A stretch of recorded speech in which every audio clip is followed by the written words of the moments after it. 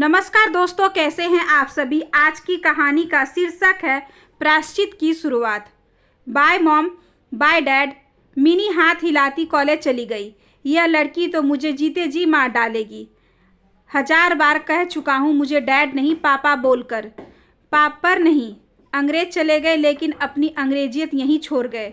सुबह सुबह ही निखिल का मूड खराब हो गया था। निखिल, मैं अपनी एरोबिक्स क्लास इनसेप में जा रही हूँ। वहाँ से किटी पार्टी और फिर वहीं से करण आश्रम की मीटिंग में चली जाऊँगी। लौटने में देर हो जाएगी। रामदीन से कुछ हल्का खाना बनवा लेना। और हाँ, मिनी आज देरी से लौटेगी। सुभद्रा जल्दी जल्दी बात समाप्त कर निकलना चाह रही थी, तभी निखिल ने सवाल उछाला। क्यों? अब आज क्यों देर हो जाएगी? अभी परसों ही तो देर से आई थी। उस दिन वह डेटिंग पर गई थी। इन दिनों वह ब्यूटी कॉन्टेस्ट की तैयारी में लगी है। सुभद्रा बोल तो गई पर उसे निखिल के भड़कने का पूरा अंदेशा था और वही हुआ। सुभद्रा, मिनी अब बड़ी हो गई है। तुम्हें उसकी गतिविधियों पर अंकुश रखना चाहिए। 2 दिन बाद ही मेरा दोस्त वर्मा परिवार सहित हमारी बेटी को देखने आ रहा है। बहुत ही सभ्य और सुसंस्कृत परिवार है। मैं चाहता हूँ हमारी मिनी का रिश्ता यहाँ हो जाए। इस बारे में हम शाम को बात करेंगे। अभी मुझे देर हो रही है, कहकर सुभद्रा झटके से निकल गई। निखिल उसे जाते हुए देखता रहा और ख्यालों में खो गया। जज निखिल वर्मा को रिटायर हुए अभी कुछ ही महीने हुए थे, लेकिन इन कुछ महीनों में वे ही बहुत एकाकीपन अनुभव करने लगे थे। जब वे जज बने थे तो सुभद्रा का भी सामाजिक स्तर एकाएक ऊंचा हो गया था। वह कई स्वयंसेवी संस्थाओं और किटी पार्टियों की सदस्य बन गई थी। स्वयं उनके सेवा मुक्त हो जाने पर भी पत्नी की व्यस्तता बनी हुई थी, अपितु पहले से बढ़ गई थी। अपनी देह दृष्टि को आकर्षक बनाए रखना भी इसलिए उसके लिए अनिवार्य हो गया था और प्रतिदिन फिटनेस सेंटर जाना भी उसकी दिनचर्या का एक हिस्सा बन गया था। बेटी मिनी भी माँ के नक्शे कदम पर चल रही थी, पूरी तरह आज के भौतिकवादी युग में रंगी हुई। आज़ादी के 56 वर्षों में देश कोई दूसरी इंदिरा गांधी तो नहीं दे पाया। हाँ, 5 मिस वर्ल्ड और 2 मिस यूनिवर्स अवश्य दे दी। खैर, अब किसी तरह बेटी का रिश्ता दोस्त के बेटे से हो जाए तो सब चिंताओं से छुटकारा मिले। सोचते हुए निखिल कल्पनाओं के आकाश से धरती पर उतर आए। आगंतुक वर्मा परिवार के स्वागत को लेकर निखिल कुछ ज़्यादा ही उत्साहित थे। सुभद्रा ने भी आज घर पर ही रहने का निश्चय कर लिया था, लेकिन मिनी का कहीं अता पता न था। खाने के बाद सभी बाहर हल्की धूप का आनंद ले रहे थे। तभी मिनी चहकती हुई गेट से प्रविष्ट हुई। सुभद्रा उसे आगाह करती इससे पूर्व ही चुस्त जीन्स और बिना बाजू के टॉप में मिनी हाय मॉम डैड करती आधम की। मॉम, मैं मिस मॉडर्न बन गई। मैंने इतनी मस्त कैटवॉक की कि सारा हॉल सीटियों और तालियों से गूंज उठा। इतना मज़ा आया मॉम की बस पूछो ही मत। अब मेरा अगला टारगेट है मिस इंडिया और फिर मिस यूनिवर्स। अदा से बोलते हुए मिनी खिलखिला पड़ी। मिनी, थोड़ा फ्रेश हो लो। सुभद्रा उसे खींचती हुई अंदर ले गई। बोझिल हो उठे वातावरण में वर्मा परिवार ने विदा ली। अगले ही दिन फ़ोन पर निखिल को आशानुकूल जवाब मिल गया। निखिल, तुम्हारी बेटी बहुत सुंदर है, लेकिन मेरे घर की बहू बनकर शायद उसकी महत्वाकांक्षाएं पूरी न हो पाए, इसलिए मैं क्षमा चाहता हूँ। निखिल के लिए यह घटना एक वज्रघात के समान थी। वे गुमसुम रहने लगे, लेकिन सुभद्रा और मिनी पर इसका कोई असर न था। सुभद्रा ने तो स्पष्ट शब्दों में कह दिया, अच्छा हुआ मेरी बेटी उस दकियानुसी परिवार की बहू बनने से बच गई। अरे, उसके लिए तो लड़कों की लाइन लगी गई है। सुभद्रा गलत भी कहाँ थी। मिनी के ही कॉलेज में पढ़ने वाला यश मिनी की सुंदरता से अभिभूत था। करोड़पति खानदान के इकलौते वारिस का रिश्ता आते ही सुभद्रा ने चट से हाँ कर दी। निखिल ने तो घरेलू मामलों में पूर्णतः चुप्पी साध ली थी। मिनी ने जरूर अपने करियर का हवाला देकर नानुकुर की, लेकिन सुभद्रा के समझाने पर शांत हो गई। मिनी की विदाई के साथ ही निखिल और भी एकाकी हो गए। उन्होंने स्वयं को पूरी तरह पुस्तकों में डुबो दिया। सुभद्रा पर इसका कोई असर न पड़ा और वह पहले से कहीं ज़्यादा क्लब और सोसाइटी में व्यस्त हो गई। शादी के बाद मिनी का समय तो पंख लगाकर उड़ चला। यश के संग पार्टी, होटल, फिर लंबे हनीमून में 2 माह कब बीत गए उसे पता ही न चला। यश ने जब पिता के साथ पुनः शोरूम पर जाना आरंभ कर दिया तो मिनी के लिए दिन पहाड़ सा हो उठा। उसने पुनः जिम आदि जाना आरंभ कर दिया और मॉडलिंग एजेंसियों के चक्कर काटने लगी। यश के माता पिता को भनक लगी तो उन्होंने बेटे के माध्यम से बहू को समझाना चाहा, लेकिन मिनी कुछ भी सुनने समझने को तैयार न थी। जब यश ने थोड़ी सख्ती बरतनी चाही तो वह गुस्से में घर छोड़कर आ गई। जब निखिल ने समझा बुझाकर उसे पुनः ससुराल भेजना चाहा तो सुभद्रा बीच में आ गई। उसके अनुसार मिनी को अपना करियर बनाने का पूरा अधिकार है और यश व उसके घर वाले उसके पैरों में बेरियां डालने का प्रयास कर रहे थे। निखिल और यश ने समझौते का भरकस प्रयास किया, पर सुभद्रा ने उसकी एक न चलने दी। मिनी की जिंदगी पुनः पुराने ढर्रे से चल पड़ी। उसे माँ के घर लौटे हुए लगभग 1 महीना हो गया था, लेकिन धीरे धीरे मिनी महसूस करने लगी कि उसके पुराने संगी साथी अब उससे कटने लगे हैं। मॉडलिंग के भी उसे अच्छे ऑफर नहीं मिल रहे थे। शायद उसका शादीशुदा होना इसका कारण रहा हो। जो भी हो, मिनी स्वयं अब सबसे कटने लगी और अपने अधिकाधिक समय घर पर बिताने लगी। यही नहीं, इन दिनों उसे यश की याद भी बेहद सताने लगी थी। उसके साथ बिताए मधुर लम्हों को याद कर वह अकेले में भी मुस्कुरा देती। वह महसूस करने लगी थी कि अपना घर छोड़कर उसने बहुत बड़ी भूल की है। भला पूरी जिंदगी वह यश के बिना कैसे गुजार सकती है। अपना भविष्य उसे अंधकारमय नजर आने लगा। रह रहकर उसे माँ पर गुस्सा आता था। जब वह पापा को अकेले दिन रात पुस्तकों में डूबा देखती तो माँ के प्रति उसका गुस्सा दुगुना हो जाता। क्या उसके बिना यश भी इतना ही एकाकी हो गया होगा? रह रहकर उसे यह ख्याल आने लगा, पर लौटने के सारे रास्ते तो वह स्वयं ही बंद कर आई थी। मिनी खोई खोई रहने लगी। हर वक्त उसे उदास देखकर एक दिन सुभद्रा ने उसे डांट दिया, इस तरह मुंह लटकाए घूमोगी तो बन गया तुम्हारा करियर। अगर खुद से कुछ नहीं कर सकती तो कल से मेरे साथ चला करो। मिनी भी भरी बैठी थी। फट पड़ी, आपके साथ जाकर मुझे अपनी ज़िंदगी और तबाह नहीं करनी। मैं अपने हाल में खुश हूँ। पहले आपने पापा की ज़िंदगी तबाह की, फिर मेरी। सुभद्रा इस आक्षेप से तिलमिला गई। गुस्से से तमतमाती वह घर से निकल गई। सोसाइटी की मीटिंग में जब उस पर ढंग से काम नहीं करने का आरोप लगाया गया तो आवेश में आ गए और इसी दौरान उसकी तबीयत बिगड़ गई।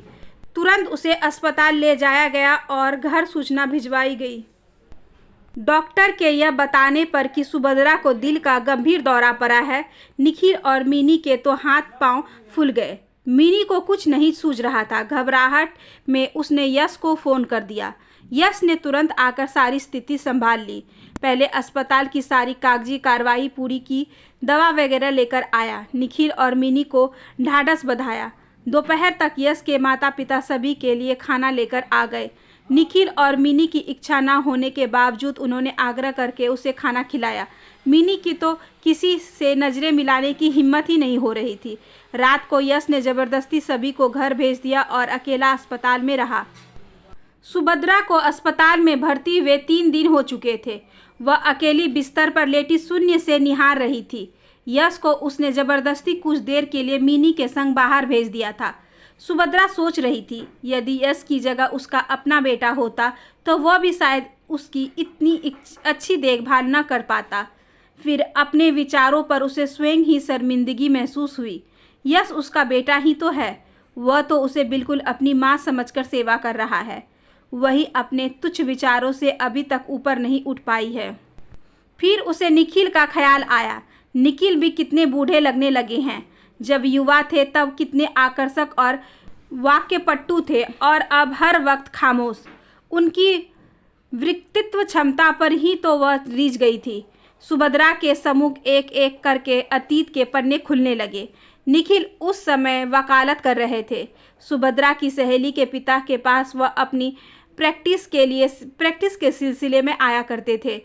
वही उनकी कुछ मुलाकातें हुई। सुभद्रा को निखिल की वाक्यपटुता ने तो निखिल को सुभद्रा की सुंदरता ने मोह लिया। दोनों के पारिवारिक स्तर में जमीन आसमान का अंतर था। सुभद्रा के पिता कचहरी में एक मामूली क्लर्क थे तो निखिल के पिता शहर के जाने माने व्यवसायी। घर वाले के विरोध के बावजूद निखिल ने सुभद्रा से कोर्ट मैरिज कर ली थी। सुभद्रा को जिंदगी में निखिल से सब कुछ मिला था, भरपूर प्यार, समाज में मान सम्मान, ऐशो आराम की जिंदगी और फिर मिनी जैसी प्यारी सी बिटिया। निखिल एक के बाद एक तरक्की की सीढ़ियां चढ़ते जा रहे थे और इसके साथ ही उनकी व्यस्तता भी बढ़ती जा रही थी। फिर वह मिनी और सुभद्रा को अपना कीमती वक्त देने का भरकस प्रयास करते। सुभद्रा को याद आ रहा था, एक बार उसने निखिल से अपने अकेलेपन की शिकायत की थी तो निखिल 15 दिनों का अवकाश लेकर उसे और मिनी को पहाड़ों पर घुमाने ले गए थे। उन्होंने ही सुभद्रा को कई किटी पार्टियों और सभा सोसाइटियों का सदस्य बनवाया ताकि उनके व्यस्त रहने पर सुभद्रा का मन लगा रहे। सुभद्रा को मामूली सिरदर्द या बुखार होता तो निखिल अपनी प्रैक्टिस छोड़ रात दिन उसके सिहराने बैठे रहते। सुभद्रा उन्हें कोर्ट चले जाने को कहती या प्रैक्टिस में घाटा हो जाने का ध्यान दिलाती तो निखिल को अच्छा नहीं लगता था। वे कहते, सुभद्रा, जिंदगी की कोई भी चीज़ मेरे लिए तुमसे बढ़कर नहीं है, और सुभद्रा निहाल हो जाती। उन्हीं भरपूर प्यार करने वाले निखिल को उसने जिंदगी के सबसे नाजुक मोड़ पर कितना एकाकी कर दिया। जीवन के जिस पड़ाव पर उन्हें सुभद्रा के साथ की सबसे ज़्यादा ज़रूरत थी, उसी पड़ाव पर उसने हाथ झटक लिया। जो स्त्री अपना घर न संभाल सके उसे भला समाज सेवा क्या अधिकार है। और मिनी, उसके साथ भी कहाँ न्याय कर पाई वह।